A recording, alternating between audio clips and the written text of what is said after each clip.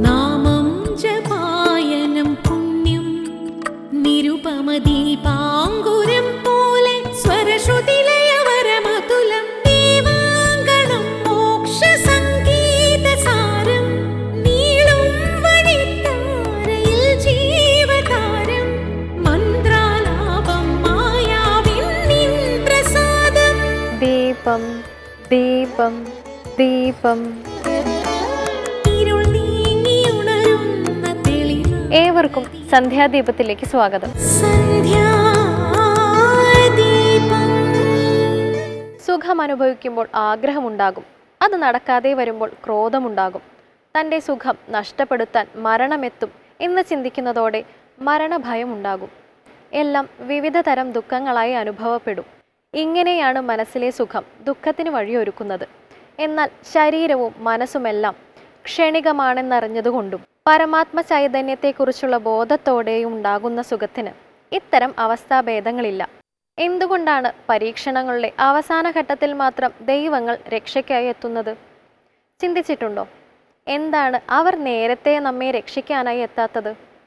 മനസ്സിലെ സകല അഹങ്കാരങ്ങളും അവസാനിച്ച് മറ്റൊരു ബാധയുമില്ലാതെ ആകുമ്പോഴാണ് പ്രാർത്ഥനകൾ ആത്മാർത്ഥമാകുന്നത്. അപ്പോൾ ദേവനെത്തും തീർച്ച. കേൾക്കാം സന്ധ്യാനാമം.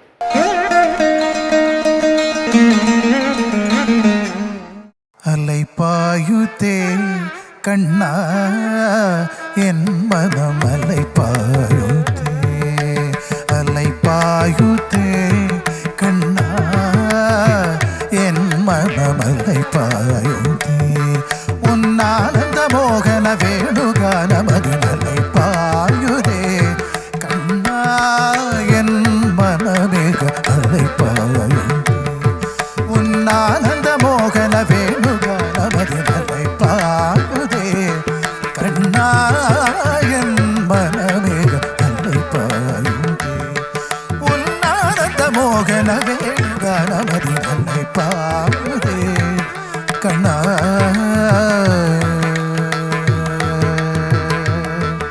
കണ്ണാ.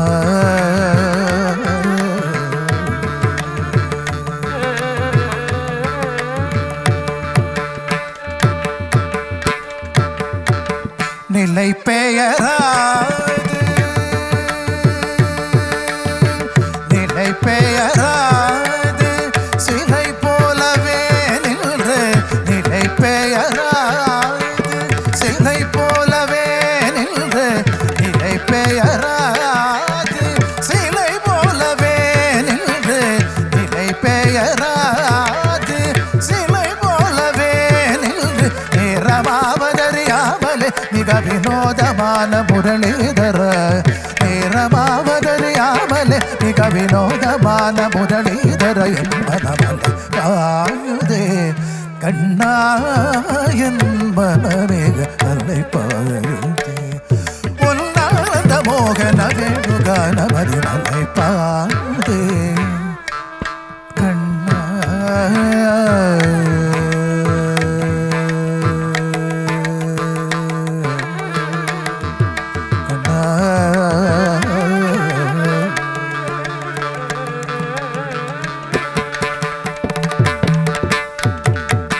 தெளிந்த நிலவு பட்ட பகல் போல் எரியுதே, தெளிந்த நிலவு பட்ட பகல் போல் எரியுதே, தெளிந்த நிலவு பட்ட பகல் போல் எரியுதே.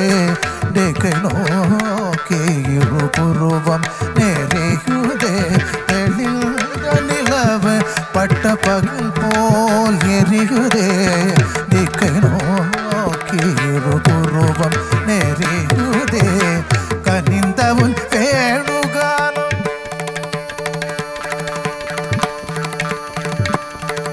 கண்ணா கண்ணா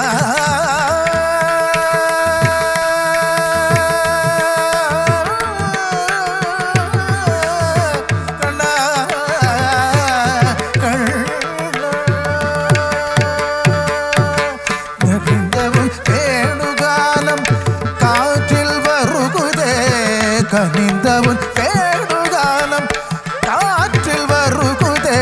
கண்கள் சொருகி ஒரு வித விதமாய் வருகுதே கண்கள் சொருகி ஒரு விதமாய் வருகுதே சகித்த மனத்தில் ஒரு விவாதத்தை எனக்கு அளித்து முகிழ்த்தவன்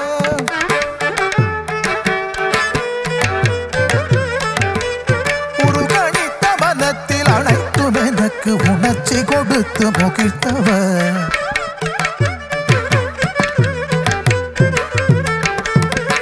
அலைகடல் அலைகளில் கதிரவனுளி என இணையிருகழல் என கழிக்கவர்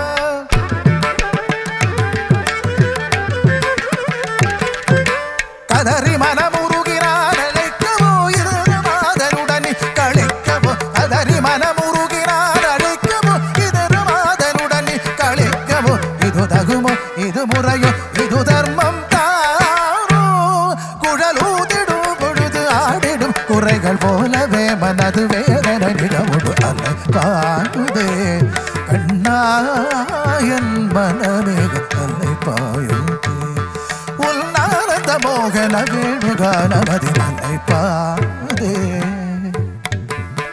கண்ணா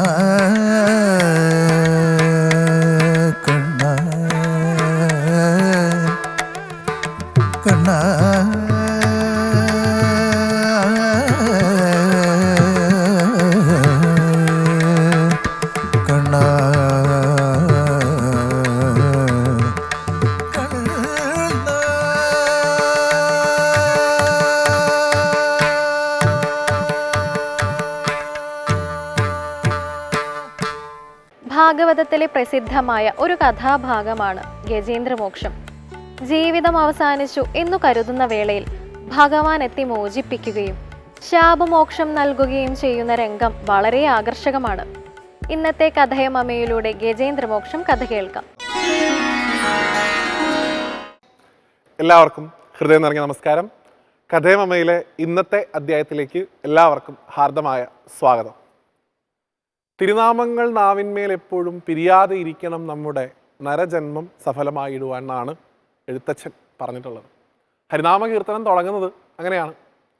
തിരുനാമങ്ങൾ എപ്പോഴും സ്മരിച്ചുകൊണ്ടേ ഇരിക്കുക എന്നുള്ളതാണ് ഓരോ സനാതനധർമ്മ വിശ്വാസിയുടെയും ആത്യന്തികമായിട്ടുള്ള കർത്തവ്യം. അത് കുറേ നാമം ജപിക്കുമ്പോൾ ഭഗവാൻ ഇങ്ങനെ സന്തോഷിക്കുക. അതുമാത്രമല്ല, നമ്മൾ തുടക്കത്തിൽ സൂചിപ്പിച്ചതുപോലെ നാമങ്ങൾ ആന്തരികമായിട്ടുള്ള ശുദ്ധി ഉണ്ടാക്കും എന്നാണ്. ത്രികരണ ശുദ്ധിയെക്കുറിച്ച് പറയാറുണ്ട്. മനസ്സിന്, വാക്കിന്, ശരീരത്തിന്, ഇതിന് മൂന്നിനും ശുദ്ധി ഒരേപോലെ ഉണ്ടാവണമെന്നാണ്. മനസ്സിൻ്റെയും വാക്കിൻ്റെയും ശുദ്ധി ഉണ്ടാവാൻ നാമജപം ഏറെ വിശേഷമാണ്. ആ നാമജപം ഏതവസ്ഥയിൽ നമ്മൾ ഭഗവാനെ പ്രകീർത്തിക്കുന്നു എന്നുള്ളതിനനുസരിച്ച് ഓരോന്നിനും ഓരോ ഫലമാണെന്ന് പറയാറുണ്ട്. അങ്ങനെ വളരെയധികം വിഷമകരമായിട്ടുള്ളൊരവസ്ഥയിൽ ഭഗവാനെ നാരായണ നാമം കൊണ്ട് അർച്ചിച്ച ഒരു മനുഷ്യൻ്റെ അല്ല, ഒരു ആനയുടെ കഥയാണ് ഇന്നത്തെ അധ്യായത്തിൽ നമ്മൾ പരിചയപ്പെടാൻ പോകുന്നത്. പ്രസിദ്ധമായിട്ടുള്ള ഗജേന്ദ്രമോക്ഷം എന്ന് വിളിക്കപ്പെടുന്ന കഥ. ആദ്യം ആ കഥ നമുക്ക് കേൾക്കാം. അതിൽ നിന്ന് എന്താണ് പഠിക്കേണ്ടത് എന്നുകൂടെ മനസ്സിലാക്കാം. പണ്ട് പാണ്ഡ്യരാജാവായിട്ടുള്ള ഇന്ദ്രദ്യുമ്നൻ എന്ന് പറയുന്ന ഒരു രാജാവ് ഭരിച്ചിരുന്നു. അദ്ദേഹത്തിൻ്റെ ഈ കഥ പരീക്ഷിത്ത് മഹാരാജാവിന് ശ്രീശുക ബ്രഹ്മർഷി ശ്രീമദ് ഭാഗവതം ഉപദേശിക്കുമ്പോൾ പറഞ്ഞു കൊടുക്കുന്നതായിട്ട് ഭാഗവതം അഷ്ടമസ്കന്ധത്തിൽ പറഞ്ഞിട്ടുണ്ട്. അപ്പോൾ ഈ ഇന്ദ്രദ്യുമ്നൻ എന്ന് പറയുന്ന രാജാവ് വലിയ ഭക്തനായിരുന്നു. ഭഗവാനെ സദാസമയം ധ്യാനിക്കുക എന്നുള്ളത് അദ്ദേഹത്തിൻ്റെ പതിവായിരുന്നു. അങ്ങനെ ഒരു ദിവസം ഈ രാജാവ് നദിക്കരയിലിരുന്ന് ഭഗവാൻ നാരായണനെ എല്ലാ തരത്തിലുള്ള ചിന്തകളും മാറ്റിവെച്ച് ധ്യാനിച്ചുകൊണ്ടിരിക്കുകയായിരുന്നു. ആ സമയത്താണ് അവിടേക്ക് അഗസ്ത്യ മഹർഷി വരുന്നത്. അഗസ്ത്യൻ വലിയ മഹാത്മാവാണ്. അദ്ദേഹത്തിൻ്റെ സാന്നിധ്യം മനസ്സിലാക്കാൻ ഇന്ദ്രദ്യുമ്നന് സാധിച്ചില്ല. അദ്ദേഹം മറ്റെല്ലാ ചിന്തകളും മാറ്റി ഭഗവാനെ മാത്രം മനസ്സിൽ സ്വാംശീകരിച്ച് ധ്യാനത്തിൽ ഏർപ്പെട്ടുകൊണ്ടിരിക്കുന്ന സമയമായിരുന്നു. അപ്പോൾ കുറച്ച് സമയമൊക്കെ അഗസ്ത്യ മഹർഷി ഒന്ന് കാത്തു നിന്നു. ഇദ്ദേഹത്തിൻ്റെ ധ്യാനം കഴിയുമായിരിക്കും, ഇപ്പം എന്നെ കണ്ട് നമസ്കരിക്കും, അങ്ങനെ കണ്ടല്ലോ. മഹാന്മാരെ കണ്ടു കഴിഞ്ഞാൽ നമസ്കരിക്കുക, വന്ദിക്കുക എന്നുള്ളതൊക്കെ സജ്ജനങ്ങളുടെ ശീലമാണ്. പക്ഷെ ഒരുപാട് സമയം കഴിഞ്ഞിട്ടും ഈ ഇന്ദ്രദ്യുമ്നൻ ഇദ്ദേഹത്തിൻ്റെ ധ്യാനം തുടർന്നുകൊണ്ടേയിരുന്നു എന്നാണ്. മഹർഷിയെ വേണ്ട രീതിയിൽ ഉപചരിച്ചില്ല. ഇദ്ദേഹത്തിന് തോന്നി ഇത് വെറുതെ ധ്യാനിക്കുകയാണ്, എന്നെ ബഹുമാനിക്കാനുള്ള മടി കൊണ്ട് അത് വേണ്ടാന്ന് വെച്ച് കണ്ണടച്ചുകൊണ്ടിരിക്കുകയാണ്. അതുകൊണ്ട് ഇവൻ്റെ അഹങ്കാരത്തിന് ഇവനൊരു ശാപം കൊടുക്കാമെന്ന് കരുതിയിട്ട് ഉടനെ അഗസ്ത്യൻ ഇന്ദ്രദ്യുമ്നനെ ശപിച്ചു, അടുത്ത ജന്മം ഒരാനയായിട്ട് ജനിക്കട്ടെ എന്ന്. ഈ ശാപം കിട്ടിയപ്പോഴാണ് പാവം ഇന്ദ്രദ്യുമ്നൻ ഞെട്ടി എണീറ്റ് അഗസ്ത്യ മഹർഷിയെ കാണുകയൊക്കെ ചെയ്യുന്നത്. അദ്ദേഹം കാല് പിടിച്ച് പറഞ്ഞു, മഹാത്മാവേ, അങ്ങ് വന്ന് ഞാൻ കണ്ടിട്ടുണ്ടായിരുന്നില്ല. കണ്ടിരുന്നെങ്കിൽ ഞാൻ ഇങ്ങനെ ഇരിക്കുന്ന അങ്ങ് കരുതുന്നുണ്ടോ? എന്നെ അങ്ങ് ശപിച്ചത് എനിക്ക് വലിയ വിഷമം ഉണ്ടാക്കുന്നുണ്ട്. ഞാൻ അറിയാതെ ചെയ്തു പോയ തെറ്റിന് എന്നോട് ക്ഷമിച്ച് ഈ ഒരു ശാപത്തിൽ നിന്ന് എനിക്ക് മോചനം തരണേ എന്ന് അഗസ്ത്യനോട് പ്രാർത്ഥിക്കുന്നു സാക്ഷാൽ ഇന്ദ്രദ്യുമ്നൻ. ആ സമയത്ത് അഗസ്ത്യ മഹർഷി പറയുന്നുണ്ട്, സാക്ഷാൽ നാരായണന്റെ കൃപ കൊണ്ട് തനിക്ക് ആ ഒരു ആനയുടെ ജന്മത്തിൽ നിന്ന് ഒരു മോചനം ഉണ്ടാവും. അങ്ങനെ ഇന്ദ്രദ്യുമ്നൻ ഗജേന്ദ്രനായിട്ട് ജനിക്കുന്നു. കാട് മുഴുവൻ തൻ്റെ അധികാരം സ്ഥാപിക്കുന്നു ഗജേന്ദ്രൻ.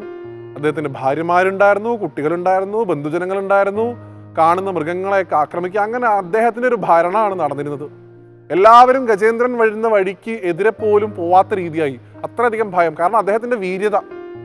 ഒരിക്കൽ അദ്ദേഹം കാട്ടിലൂടെ സഞ്ചരിക്കുമ്പോൾ അദ്ദേഹത്തിൻ്റെ ഭാര്യമാരിൽ ചിലർക്ക് താമരപ്പൂക്കൾ കിട്ടണമെന്ന് താല്പര്യം ഉണ്ടായി. അപ്പോൾ അവിടെ ഒരു കുളം കണ്ടു. ഗജേന്ദ്രൻ കണ്ടപാടെ കുളത്തിലേക്ക് അങ്ങോട്ട് ഇറങ്ങി ചെന്നു. ഉടനെ തന്നെ അദ്ദേഹത്തിൻ്റെ കാലുകൾ നദിയിലേക്ക് ഇറങ്ങാൻ തുടങ്ങി. പോരാത്തതിന് ആ നദിയിൽ ഒരു മുതല, ഒരു ഗന്ധർവൻ അദ്ദേഹത്തിന് ശാപം കിട്ടിയിട്ട് അവിടെ വന്ന് ജനിച്ചിരുന്നു. ഇദ്ദേഹത്തെ പോലെ തന്നെ അയാൾ ഇദ്ദേഹത്തിൻ്റെ പുറകിലെ കാലിൽ പിടിക്കുകയും ചെയ്തു. ഒരു ഭാഗത്ത് വെള്ളത്തിലേക്ക് മുങ്ങി താഴ്ന്നുകൊണ്ടിരിക്കുന്നു, മറ്റൊരു ഭാഗത്ത് മുതല പിടിച്ച് വലിക്കുന്നു. അപ്പോൾ അദ്ദേഹം വിചാരിച്ചു, ഇത് നിസ്സാരനായിട്ടുള്ളൊരു മുതല, എന്നെപ്പോലെ ഇത്രയധികം ബലവാനായിട്ടുള്ള ഒരു ആനയോട്, ഒരു മുതലയ്ക്കൊക്കെ എതിർത്ത് നിൽക്കാൻ സാധിക്കുമോ എന്നുള്ള ബോധ്യമൊക്കെ ഗജേന്ദ്രൻ ആദ്യം ഉണ്ടായിരുന്നു. പക്ഷേ പോകെ പോകെ ഗജേന്ദ്രൻ്റെ ശക്തിയൊക്കെ ചോർന്നു പോകുന്നതായിട്ട് അദ്ദേഹത്തിന് തോന്നി.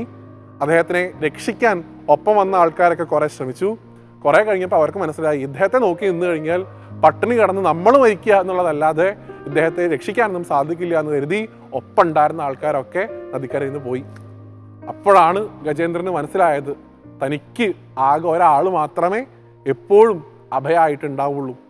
ആരൊക്കെ തന്നെ ഇട്ടെറിഞ്ഞു പോയാലും ഒരാൾ മാത്രം തൻ്റെ വിളിക്കപ്പുറത്തുണ്ട് എന്നുള്ള പൂർവജന്മ സ്മൃതി ആ സമയത്ത് അദ്ദേഹത്തിന് ഉണ്ടായിരുന്നതാണ്.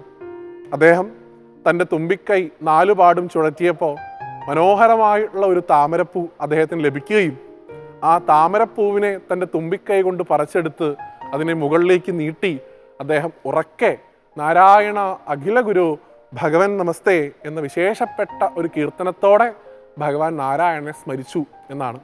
ആ സമയത്ത് ഗരുഡവാഹനായിട്ടുള്ള ഭഗവാൻ ഉടനെ തന്നെ അവിടെ പ്രത്യക്ഷപ്പെടുകയും തൻ്റെ കയ്യിലുള്ള സുദർശനം കൊണ്ട് ആ ശാപം കിട്ടിയിട്ടുള്ള ഹൂഹു എന്ന് പറയുന്ന ഗന്ധർവനെ ആദ്യം നിഗ്രഹിക്കുകയും ഒരേ സമയം ഗന്ധർവനും ഒപ്പം തന്നെ ഗജേന്ദ്രനും മോക്ഷം കൊടുത്തു എന്നുമാണ് ഗജേന്ദ്ര മോക്ഷം കഥ.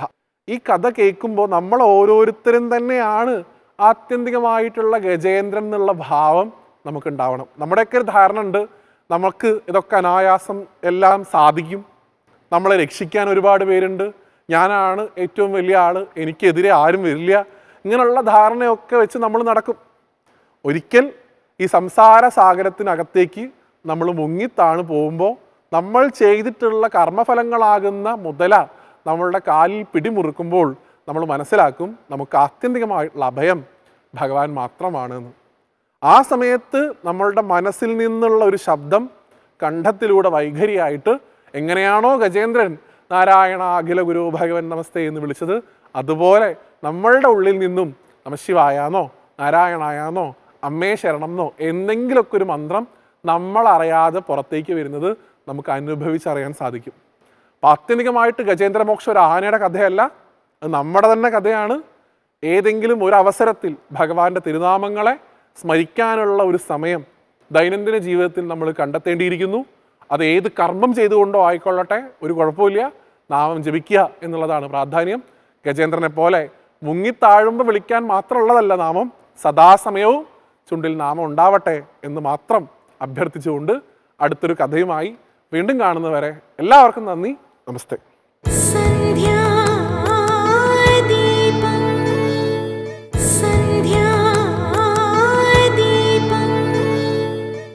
ഓരോ നാളുകാർക്കും ഓരോ പക്ഷികളുണ്ട്, മൃഗങ്ങളുണ്ട്, വൃക്ഷങ്ങളുമുണ്ട്. ഇവയെ ആരാധിക്കുന്നത് നല്ലതാണ് എന്നാണ് വിശ്വാസം. ഓരോ ദശയിലും അതാത് ഗ്രഹങ്ങളെ ആരാധിക്കുന്നത് പോലെ ഓരോ നാളുകാരും അവരുടെ വൃക്ഷങ്ങളെ ആരാധിക്കണം. ഈ അടുത്ത കാലങ്ങളിലായി പല ക്ഷേത്രങ്ങളിലും ഇത്തരത്തിലുള്ള നാൾ വൃക്ഷങ്ങൾ നട്ടുപിടിപ്പിക്കാറുണ്ട്. ആധുനിക കാലത്ത് മനുഷ്യൻ പ്രകൃതിയിൽ നിന്ന് അകന്നു പോകുമ്പോൾ ആരാധനാലയങ്ങളിലൂടെ പ്രകൃതിയുമായി അടുക്കാൻ കഴിയുന്നത് പ്രശംസനീയമായ കാര്യമാണ്. ഇനി ഇന്നത്തെ ദീപാരാധന കാഴ്ചയ്ക്കായി ക്ഷേത്രാങ്കണത്തിലേക്ക് പോകാം.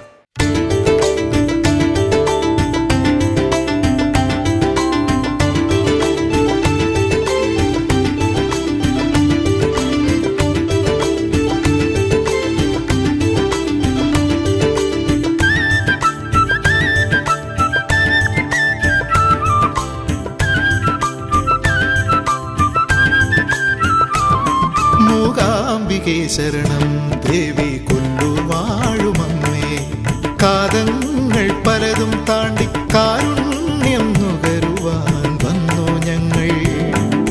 കനിവിൻ സാഗരമേ ദേവി കർവരനാശിനിയേ, കുടജാതി പൊരുളേ മോക്ഷത്തുറയായി നിൽക്കണമേ.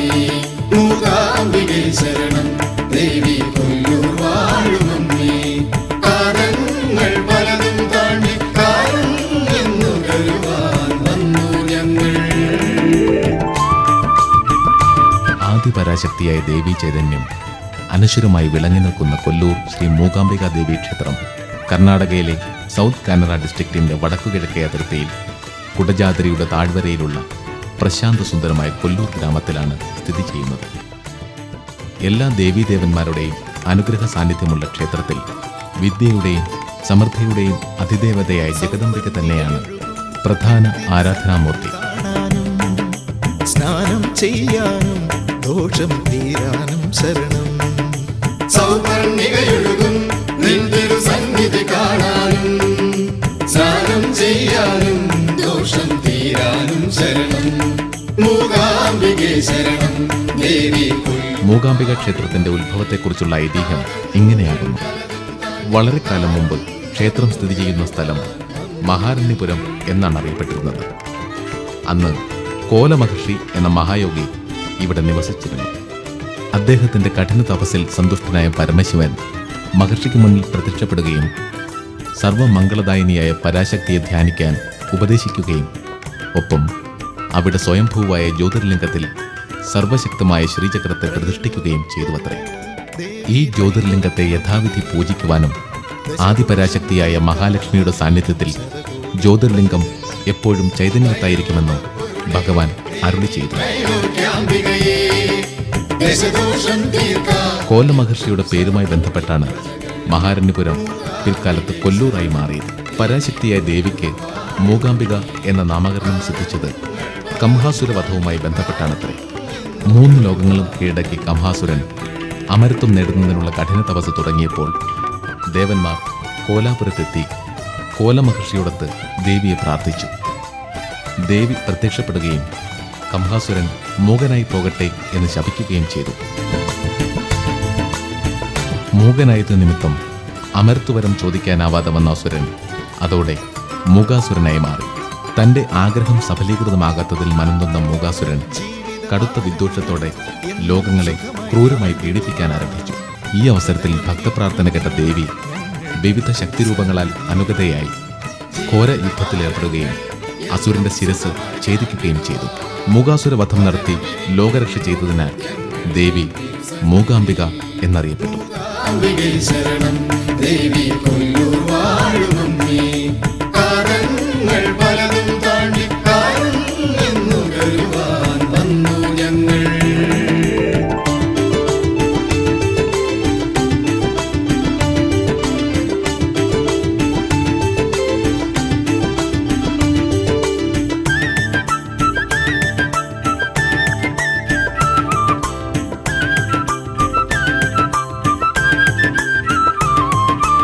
കലിയുഗമർമ്മനിധി ജനിമൃതിയുടെ മോക്ഷപരേ, കലിദോഷം തീരാൻ ഞങ്ങളിൽ കനിയൂ ദേവി നീ.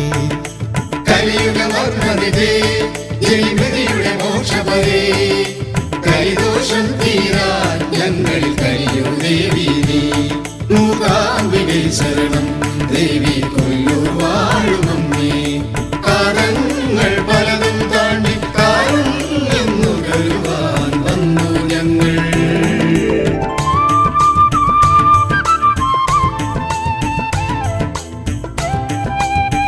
ദേവീ ദർശനത്തിന് മൂകാംബികയിൽ ആദ്യമായി എത്തുന്നവർക്ക് സങ്കല്പ സ്നാനം എന്ന ചടങ്ങ് നിർബന്ധമാണത്രേ. ആദ്യ ദർശനത്തിനെത്തുന്നവർ ക്ഷേത്രം ശാന്തിക്കാരനോടൊപ്പം സൗപർണികയിലെത്തി മന്ത്രം ഏറ്റുചൊല്ലിക്കൊണ്ട് സ്നാനം ചെയ്യണം. പിന്നീട് ഒരു താലത്തിൽ കുങ്കുമം, പുഷ്പം, പഴം എന്നിവയോട് കൂടി അമ്പലത്തിൽ പ്രവേശിച്ച് തൃപ്പടിയിൽ വെച്ച് ദേവിയെ വന്ദിക്കണം എന്നതാണ് പ്രമാണം. ദേവി പകരൂ ജീവജലം, മന്ത്രസുധാമന്ത്രം തിങ്ങും നിൻ തിരുസോപാനം, പോകും ഭക്തർക്കായി ദേവി പകരൂ ജീവജലം. മൂകാംബികേ ശരണം ദേവി കൊല്ലൂർ വാഴുമമ്മേ, കാലങ്ങൾ പലതും താണ്ടി കാരുണ്യെന്നു കരുവാൻ വന്നു ഞങ്ങൾ. കിഴക്കുഭാഗത്തെ പ്രധാന കവാടമായ മഹാദ്വാര കടന്ന് ദീപസ്തംഭത്തിനും കൊടിമരത്തിനും അപ്പുറത്താണ് ശ്രീകോവിൽ. ദേവിയെ അവിടെ നിന്നും മനം നിറയെ ദർശനം ചെയ്ത് ശ്രീകോവിലിന് പുറത്തുകൂടി എല്ലാ ഉപദേവന്മാരെയും വന്ദിച്ച് വീരഭദ്രസ്വാമിയെ വണങ്ങി വേണം ശ്രീകോവിലിനുള്ളിൽ പ്രവേശിക്കേണ്ടത്. ബന്ധിതരാണമ്മേ ഞങ്ങൾ അന്ധവസുന്ധരയിൽ, മന്ദത മൂടിയിടും ജീവിതം സുന്ദരമാക്കൂ നീ.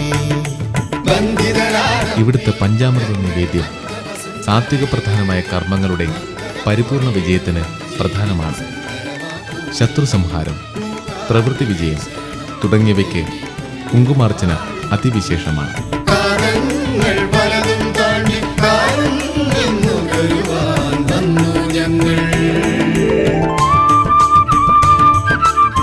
ക്ഷേത്രത്തിന് തെക്ക് കിഴക്കേ കോണിൽ വടക്കോട്ട് അഭിമുഖമായി സ്ഥിതി ചെയ്യുന്ന സരസ്വതി മണ്ഡപം ഏറെ പരിപാവനമാണ്.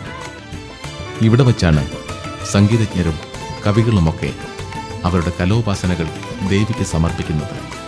നിത്യവും നടക്കുന്ന നിവേദ്യ ആരതിക്കും ചീവേലിക്കും ശേഷം അമ്മയെ സരസ്വതി മണ്ഡപത്തിലിരുത്തി സരസ്വതി സങ്കല്പത്തിൽ പൂജിക്കുന്നത് അതിവിശിഷ്ടമായ ചടങ്ങാണ്.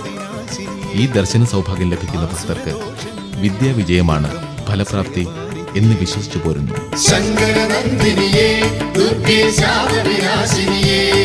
അക്ഷരജ്ഞാനത്തിന്റെ അക്ഷയഖനിയിലേക്ക് കാലെടുത്ത് വെക്കുന്ന കുഞ്ഞിളം മനസ്സുകൾ ഈ സരസ്വതി മണ്ഡപത്തിലിരുന്നാണ് അറിവിന്റെ ആദ്യാക്ഷരം കുറിക്കുന്നത്.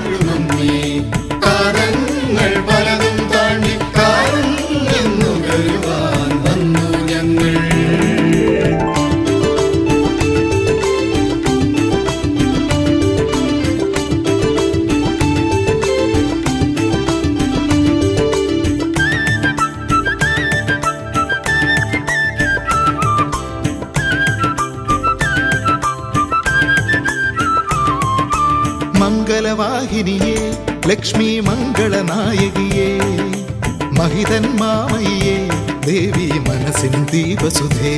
കൂടാതെ സർവകലകളുടെയും അരങ്ങേറ്റവും ഈ മണ്ഡപത്തിൽ നടക്കുന്നു. മഹിതൻ മാമയ്യേ ദേവി മനസ്സിൻ ദീപസുധേ, മൂകാംബികേ ശരണം ദേവി കൊല്ലൂർ വാഴുമമ്മേ, കാലങ്ങൾ പലതും താണ്ടി കാരുണ്യെന്നു കരുവാൻ വന്നു ഞങ്ങൾ.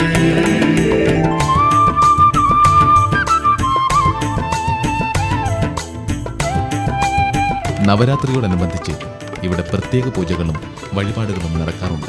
മൂകാംബിക ക്ഷേത്രത്തിന്റെ തെക്കു കിഴക്ക് ഭാഗത്ത് സുബ്രഹ്മണ്യൻ, തെക്കു പടിഞ്ഞാറ് ഭാഗത്ത് പ്രാണലിംഗേശ്വരൻ, പാർത്ഥേശ്വരൻ, പഞ്ചമുഖ ഗണപതി, ചന്ദ്രമൗലീശ്വരൻ, നഞ്ചുണ്ടേശ്വരൻ, വടക്കു പടിഞ്ഞാറ് ഭാഗത്ത് ആഞ്ജനേയൻ, വെങ്കട്ടരമണൻ, വടക്കു കിഴക്ക് ഭാഗത്ത് ഗോപാലകൃഷ്ണൻ, വീരഭദ്രൻ എന്നിവർ ഉപദേവന്മാരാണ്.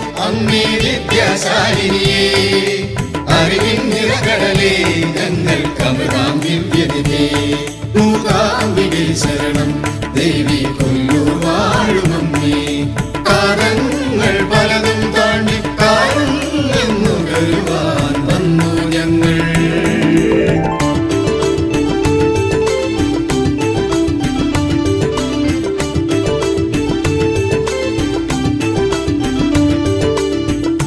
മീനമാസത്തിലാണ് മൂകാംബികയിലെ ക്ഷേത്രോത്സവം. 9 ദിവസത്തെ ഉത്സവം ഉത്രനാൾ കൊടിയേറും. 8ാം ദിവസമാണ് തേരിറക്കൽ. ദേവീ വിഗ്രഹം പ്രതിഷ്ഠിച്ച രഥം ക്ഷേത്രാങ്കണത്തിലൂടെ ഭക്തർ വലിച്ചുരുട്ടുന്ന ചടങ്ങ് ഏറെ ശ്രേയസ്കരമാണ്. ഈ സമയം രഥത്തിൽ നിന്ന് വാരി വിതറുന്ന നാണയങ്ങൾ ലഭിക്കുന്നത് മഹാഭാഗ്യമായിട്ടാണ് വിശ്വാസികൾ കരുതുന്നത്. ശ്യാമളരൂപിണിയെ മായേ സരസിജ ദിവ്യമുഖേ, തീമരുവില്ലെരിയും ജീവിതം ശീതളമാക്കൂ നീ. ശ്യാമളരൂപിണിയെ മായേ സരസിജ ദിവ്യമുഖേ. ശ്രീകോവിലിന് പിന്നിലുള്ള ശ്രീ ശങ്കരപീഠത്തിൽ നവരാത്രി കലശം സ്ഥാപിക്കുന്നതോടെയാണ് ഉത്സവം ആരംഭിക്കുന്നത്. ശ്രീശങ്കരൻ ഇരുന്ന് തപസ് ചെയ്ത ശങ്കരപീഠം ശ്രീകോവിലിന് പിന്നിൽ കാണാം.